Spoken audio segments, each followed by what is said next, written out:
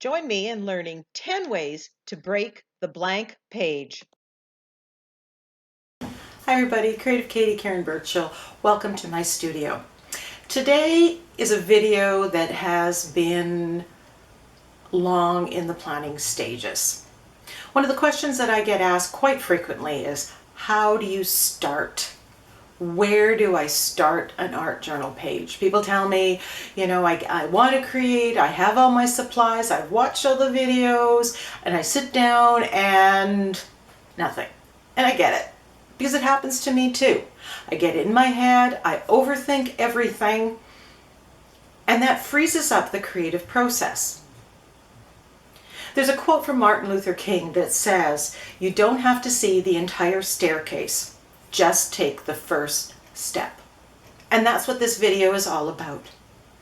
In this video, I'm going to give you 10 ways to break that blank page, 10 ways to start, 10 ways to jumpstart your creative process, 10 first layers. And once you start, once you have something on that page, you'll find that that will lead to the next step and the next step and the next step. It'll open the gates to your creativity. So I'm going to move to the next part of this video and give you the 10 ways that you can break that blank page, that you can get started on your art journal page. Number 1, brayered backgrounds. Brayering on color is one of the quickest ways to get color and texture on a background. And it's an effect you can't get any other way. So what you're going to need is a brayer. I have some 4-inch ones and I have this 2.5-inch one from Ranger. I prefer using the smaller one. I find I get an effect that I like better when I'm using it. Now, when you're brayering on color, you do not need to gesso the page. One thing, when you are brayering color, because it might be going on wet, you want to avoid mixing colors that are across from each other on the color wheel, because they will make a muddy color that you may not like. There's ways to fix that, and I'll show you that. Now, when you're putting on the paint onto your brayer, you can use a gel plate. You could do it right on your craft mat, a glass sheet, a silicone mat. All of these will work, and I've used all of them. Today, I'm just going to use my tabletop with it, which is just glass. Each one will put the paint on in a little bit different way that will give you a slightly different effect. So play with the different ways and see which one you like. So I'm going to start with this light aqua and this burnt sienna color and yellow oxide. Now, I just said don't put colors that are across each other from the color wheel. And I'm going to show you how to do a workaround. When you're brayering on the color, you want to go up and down or horizontally. You want to avoid doing it diagonally. I don't like that effect. You can give it a try and see what you like. So you simply need to put a little bit of paint on your surface and roll your brayer on it. You don't necessarily have to get the entire brayer covered with paint. How much paint you have, how much you cover the brayer is going to affect how it goes down. Using the brayer is very organic, very unpredictable, and you have to embrace that.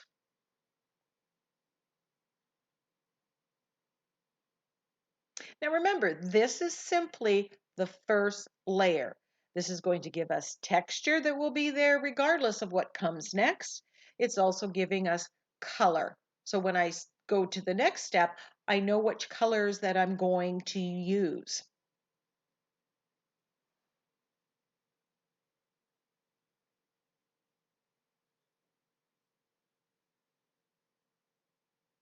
Now, Before I put this on, I did dry the light bright aqua, and that's the workaround. Just use a heat tool or let it dry naturally before you put the next layer. I want that vibrancy that comes when you use colors across the color wheel from each other.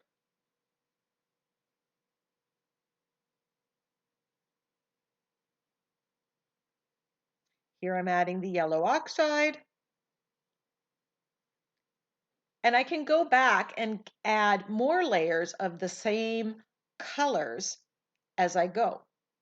You just look and you just keep going till you end up where you like it.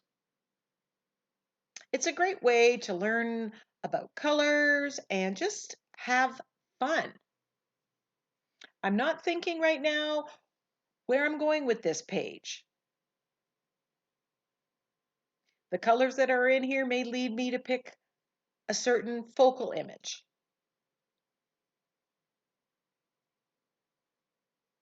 I'm really loving the look here. These colors work so well together.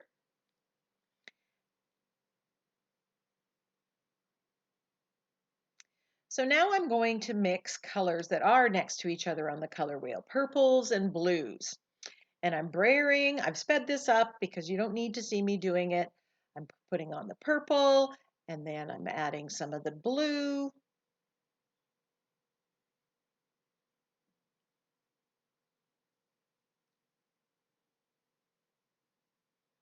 And just building up the layers.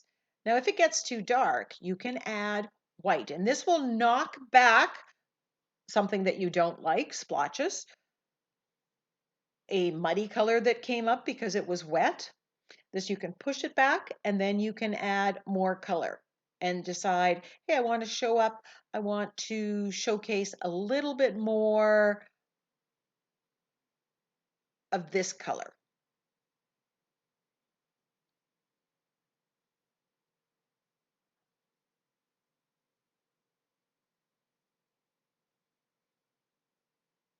And here I'm adding a little more purple, and it's really close. Do you see how I have those purple splotches? Not liking that. So I'm taking the white or the white gesso and pushing it back and then adding more layers. This is a highly texturized, colorful border. But remember, it's only the first layer. Number 2, gel prints and masterboards. We're going to use these for collage, but you can use magazine pictures. Now I have hanging files arranged by color. I have my gel prints in here. I have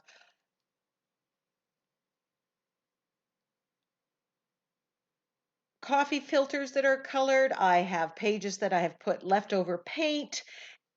I have paint that's on deli paper that has been stenciled on. All those papers go in here loosely arranged by color. And I can flip through this and look for inspiration. I also have masterboards that I've created that I may have done some stamping or some stenciling on top of some of those gel prints.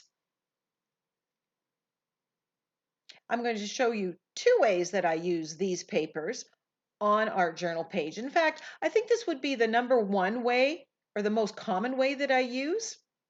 Now, some of these are perfect to use as Insta backgrounds. They give us a great background, and you can just cut them off and put them on the page, cover the whole page. It becomes your quick, easy background.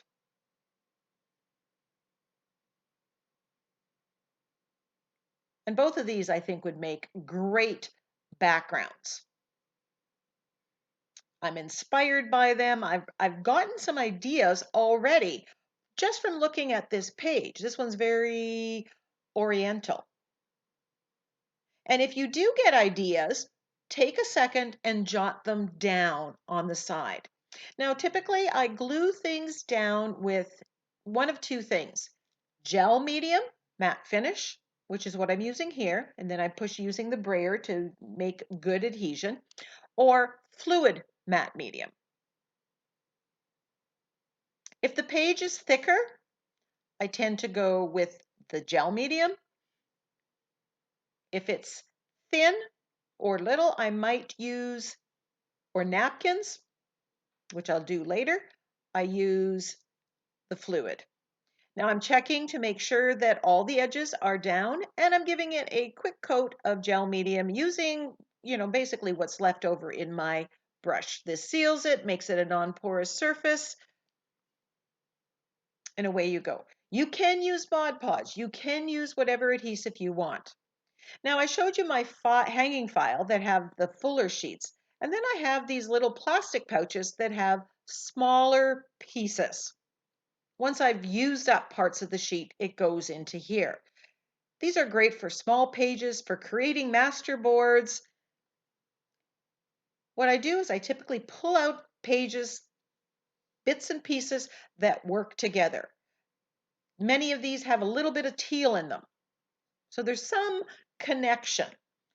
Then I'm ripping them because I don't like straight edges, and I'm just arranging them on the background. And again, I don't need to put gesso on this background. A lot of this is going to get covered by these collage papers.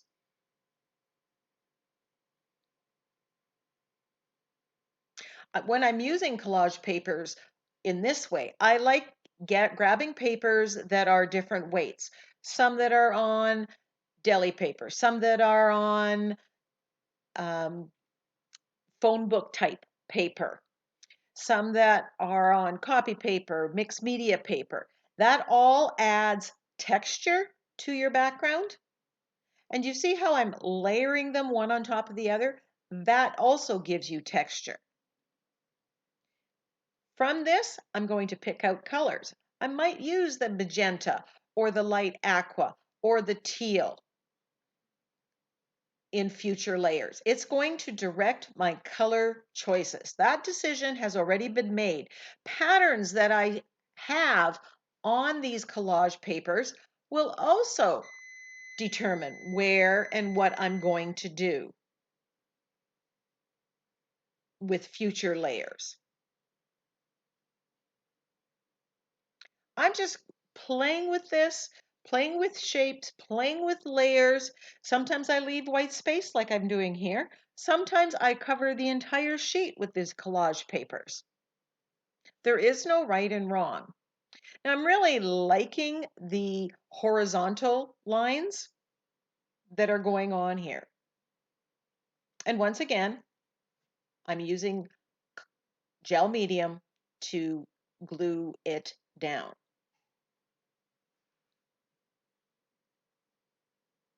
And I'm just adding this horizontal line. I'm really liking that. At this point, I don't know what I'm doing next. I might use it in this orientation. I might use it in the other one. Here we have the finished collage papers. One of Insta background and one ripped. Number 3, tissue paper. Now, when I say tissue paper, I'm talking about a variety of things. Plain garden variety tissue paper from the dollar store, or tissue paper that you have stamped and stenciled and created your own designer tissue paper like that. I collect all the tissue paper from the gift bags, from various places. You can also use pattern paper. That golden color is great. It's going to give a real vintage feel to the page that you use it on. So that's a great thing to use. So don't throw out any tissue paper that you have. You can also use the whites of the napkin layers. Now, when you're putting down tissue paper, I typically use fluid matte medium, but you can use gel medium, and I put multiple layers of tissue paper on. I rip them, I get rid of the straight edges, I crumple it up and I push it down. Now you want those wrinkles. You want to build up texture. You could cover the whole page, or you could do just a section of the page or the project that you're using. On this page, I'm putting more in some places, less in others. And you can see all that texture. Now, when we go to the next layer and start adding paint to this, the paint is going to go into this texture in unique ways and give you a wonderful, wonderful effect. Now I'm adding one layer on top of another layer on top of another layer, and then this needs to dry completely.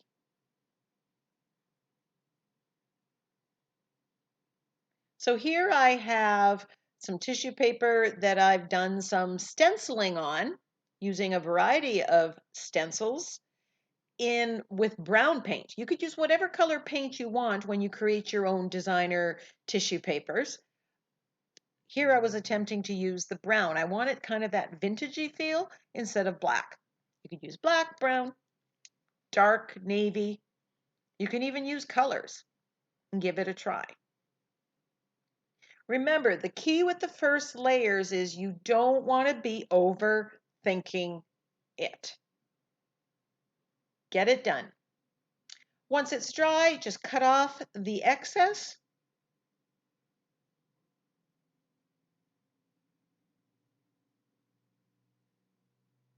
A lot of times when I've done tissue paper, I like to do it ahead of time. So if I want to create, but I don't know what to do, sometimes I will put some tissue papers on some pages so that it's at the ready when I want to use it. Excuse me.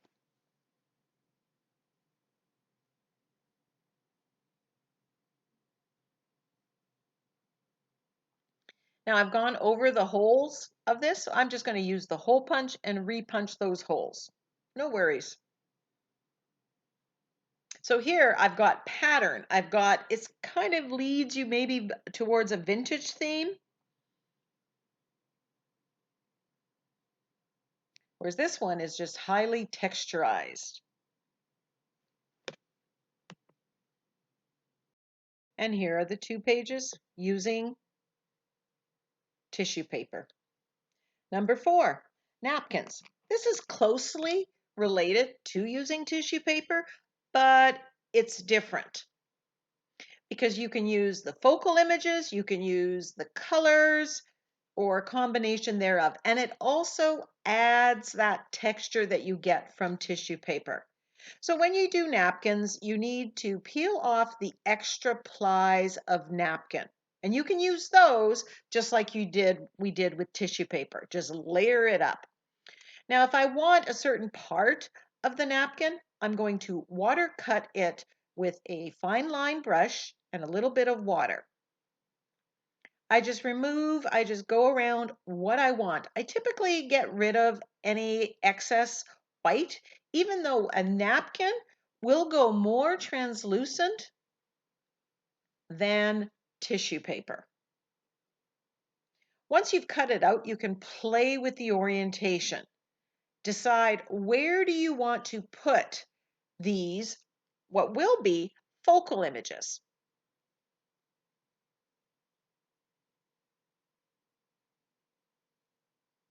Now I'm putting this on and I have not gessoed that page. You can see the lines. I'm not too worried about that because I know later on I can add gesso, I can add paint. You're not going to see a whole lot of that. So again, I started and I'm changing my mind. I'm just going. I'm trying not to overthink it. I'm trying very hard not to get into what I heard someone describe as paralysis by analysis, where we just keep thinking and overthinking whatever we're doing. And I've decided. Now, when I use napkins, I prefer using fluid matte medium,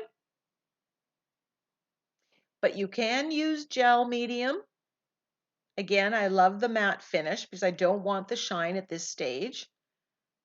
and you can thin it down. You want to use a soft brush so you don't damage the napkin focal image. The napkin becomes very, very fragile when it's wet. It will fall apart or rip very easily. Now with this napkin, instead of cutting out the boy and the girl, I am using the whole napkin. I really like the gray tones there. I'm thinking that's going to be interesting because that's going to add something to my background. Depending on how I finish it up, some of that is going to show through, I think. This allows me to move the boy and the girl, center them more if that's what I want to do as well.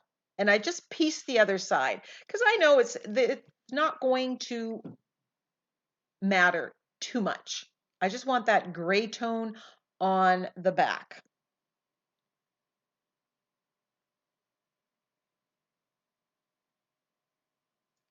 Now, some napkins don't have focal images, and that's what this one is. This one just has nice colors. I like this. So I'm using this as an Insta background, just like I used my gel prints.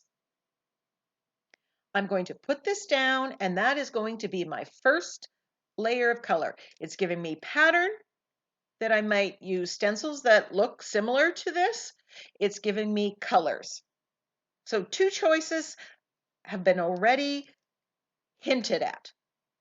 First steps have been made.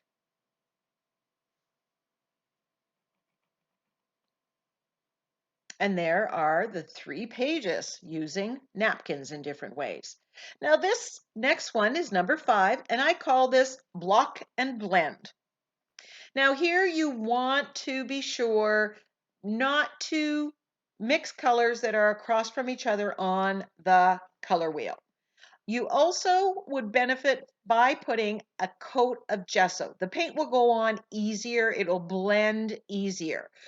I'm going to pick colors that are analogous. See those 5 colors at the top? They're next to each other on the color wheel. They will mix and blend very nicely, and I won't end up with mud. But if I go across from each other, wet on wet, I'm going to very likely get mud, and I'm not going to necessarily like the color. So gesso the page here, use analogous colors, avoid colors across the color wheel from each other, and I'm using a makeup sponge to put it on. And because there's gesso underneath, it goes on really easily, and I'm getting that nice blend. If I was putting this on raw paper, it would fight me a little bit. It would be a little bit more difficult to do to get that blend. Now, don't worry at this stage about making it perfectly even or avoiding the lines.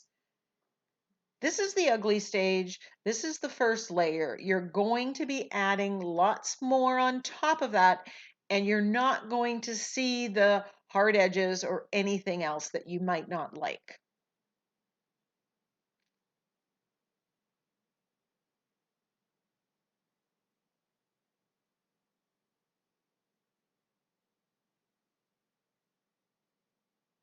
Now looking back at the color wheel, I like to go around the color wheel. So this one, I've used these 5 colors. So I'm going to turn it a couple of notches this way, and then I'm going to get my next colors. So here I'm going to use orange and violet. And I know from experience that those 2 colors, when they mix, they make kind of a rosy color that I absolutely love. Now, if I turn to the next one, I'm getting into blues. So I am going to add blue. Now, blue and orange they're very far from each other on the color wheel. So I am going to put them both on this page, but I'm going to put the violet next to the orange, kind of make a barrier, and then the blue is going, while it's going on the page, is going to be touching the violet. The violet and blue are going to work together. The violet and orange will play together nicely. If I put the blue with the orange, I would get mud. If you do get mud, you can let it dry, cover it with gesso, go back with the color that you like, or wipe it back with a baby wipe. All these backgrounds that I'm creating, I am using acrylic paint, and I'm using that very specifically because it is permanent when dry. But you can do this with watercolors and other things as well. You just have to be careful with future layers, and I've just removed that. Number 6, plastic wrap technique. Again, this technique, we're going to basically use the block and blend with the plastic wrap. So I'm getting the plastic wrap ripped off, and again, I've gessoed the page. Now here you want to keep the paints wet, and often I will spray them with water or spray my page with water to keep this wet. And you need it to be wet in order to get the effect that you want by using the plastic wrap. I'm blending this a little bit and I'm working fairly quickly. Using gesso underneath is really critical to this technique. Now the gesso is white, and when I move the plastic wrap on it, some of that white is going to show. Putting the gesso on it seals the page, makes it non-porous, and that allows for the plastic wrap technique to work. Keep the paint wet, spray it. Now, when you put the plastic wrap on here and you want to scrunch it up, you want to get that broken glass, frozen kind of look. This works really well with watercolor. In fact, I learned this technique when I was doing watercolor. And now I'm going to set this aside to let it dry. Some people recommend setting it aside and letting it dry overnight. I don't let it dry overnight. I'm too impatient. I do let it dry enough that when I pull it off, the paint doesn't run into each other. And then I grab my heat tool and I dry it the rest of the way. And you can see all the lovely, beautiful texture that this background now has. Now I'm going to do a bit of a variation to this one. Where we started with white and the white peeked through, here I'm making an ombre. I have the light magenta and I'm brushing in the bright aqua. Where I mix it, it makes kind of a purple. Now these are the colors where the plastic wrap lines go that you're going to see. Make sure that's dry. And then I'm going to put my wet paint on top, and I'm using the dark blue here. And I did mix a couple blues just because I like that variation. Keeping this wet, and this got a little bit drier, so I didn't get the effect as much as I wanted. Scrunch it all up and let it dry. Time lapse, and you can see all that texture, all that line. Now, if I put paint on this or anything else, there's texture on that. It's going to affect every additional layer.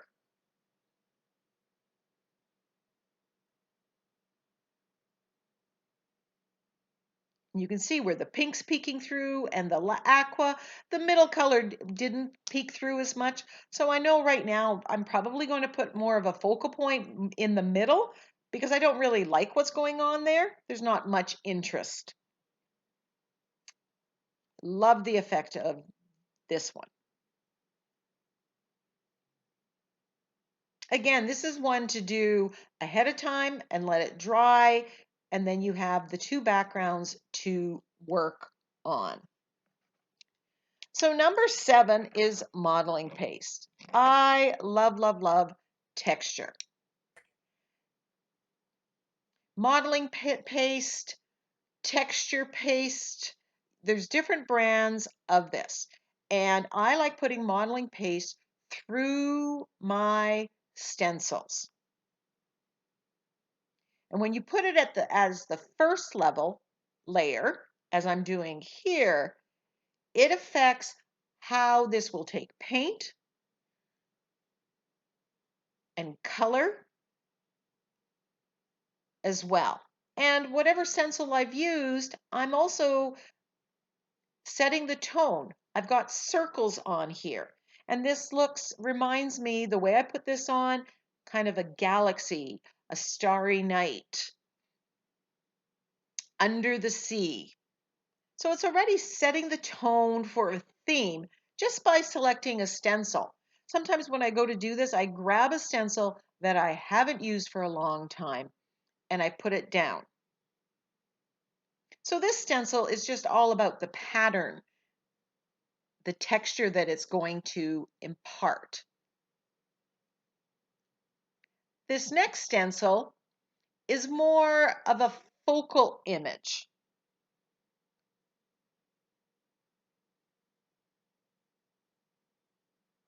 But some stencils, you could stencil on a butterfly or a flower. It could be the focal image that you're going to do.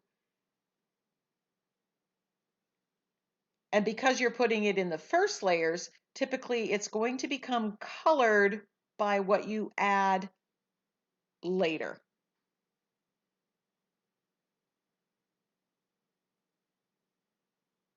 As I said, whatever steps we've done here are going to indicate or show me the way of what next steps I want. This one's very tribal to me, this stencil. So maybe I'll pick something that goes along those lines. So there are those pages. Number 8 is using thick gesso. This is one of my latest techniques that I use, and I love it. Here's this gesso that was just regular gesso, but it has this tendency to thicken.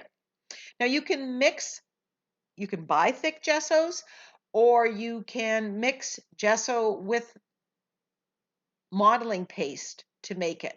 And I just take it on my finger and I push it through the stencil. Now there will be seepage under the stencil. It is less precise than what we just saw using modeling paste. It's softer, but I absolutely love it. It takes paint differently. If you are putting collage papers on it, there's not as much texture as the modeling paste. It also dries faster, which I love. You can also just use regular gesso, and maybe your gesso is on the thicker side. So give it a try. But be ready to embrace the imperfection of it all. You're not going to get crisp, clear lines. So another way that I love using this thick gesso is with some DIY stamps. Now you can also use your acrylic stamps. You will have to make sure you clean it.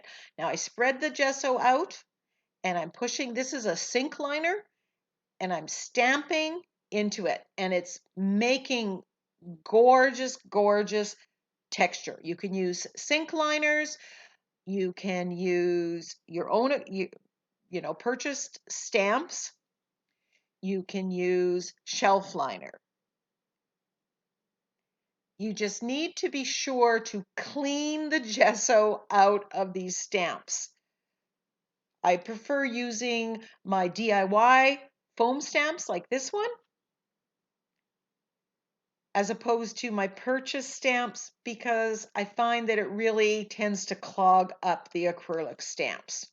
So I caution you about using your regular stamps. and there's so much texture, and you won't really see how much texture there is till I add the second and third layer. And you want to clean this with your Murphy's oil soap. Get a toothbrush out there and scrub it down. Number 9, stamping and stenciling. Now here's where we're going to use our acrylic stamps. We can use archival ink. We can also stamp with acrylic paint, which I prefer because you get that little bit extra texture, and I always seem to get it darker. But you can use both or use whatever works for you. If you use acrylic paint, you need to stop and clean those stamps. Here I'm just making my own vintage background. I'm combining stamps from different sets with stencils.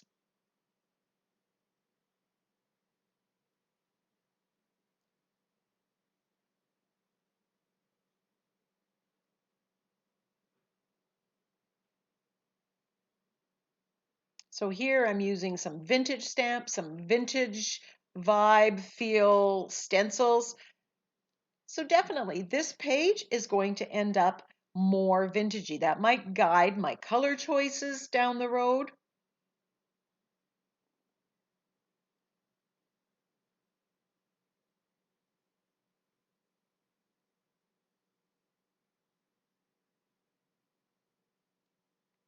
Again, try not to overthink it.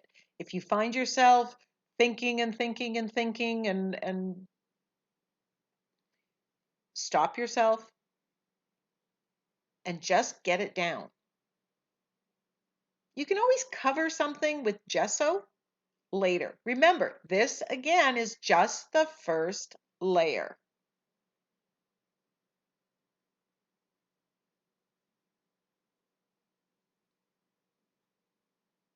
Here I'm stamping into the black acrylic paint that I've spread out on my glass tabletop.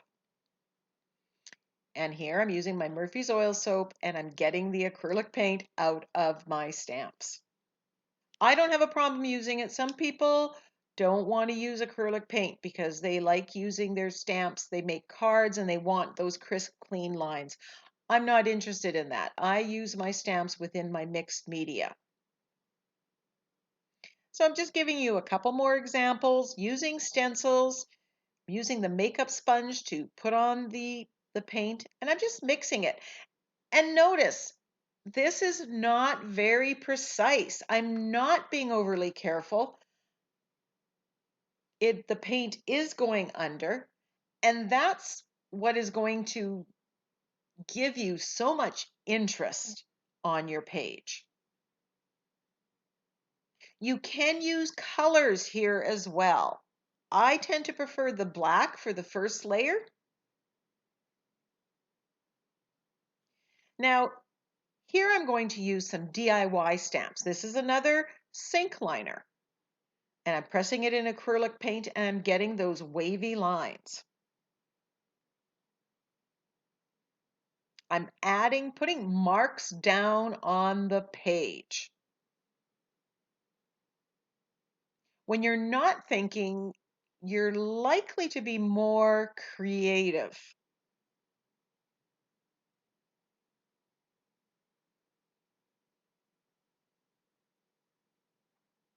And you're going to have some discoveries.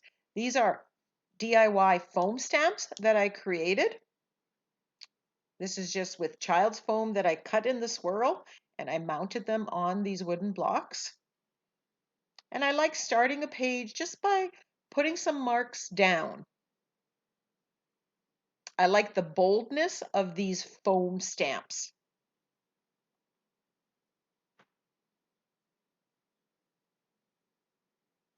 Little bits of this are going to show through in the end. Maybe. Or maybe they're just going to guide the steps. Or maybe it's just going to be about, I've got something down here. Now I'm not worried. I'm not facing that blank page anymore. Lots of white space on here, and because it's black, any color that I put on top of this will show through to some degree. Number 10, we are going to use some vintage printables. These can be actual vintage printables, or they can be free printables that you can download online. And I have a whole variety of them and bits and pieces, and I'm just going to put them on my page. No need to gesso to begin with because I'm going to end up covering the entire background here. I will be using either gel medium or fluid matte medium to glue it down.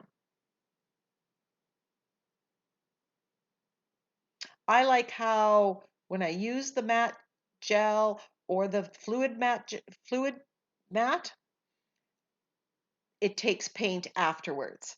You get a bit slightly different effect if you were using Mod Podge or Decoupage or some other adhesive.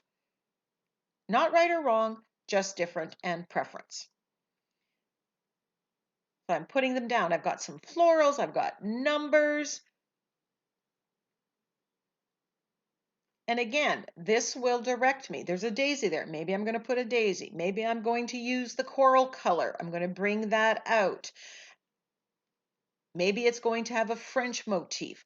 I don't know right now, but there's lots of inspiration on that page. You also get the texture from the ripped pages. I'll put a straight edge on the straight edge if I want, and then put it on. You can also use music papers, atlas papers, dictionary papers, old books.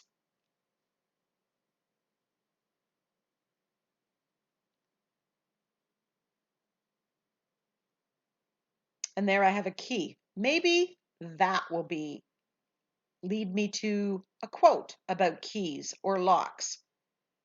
And there are the two pages.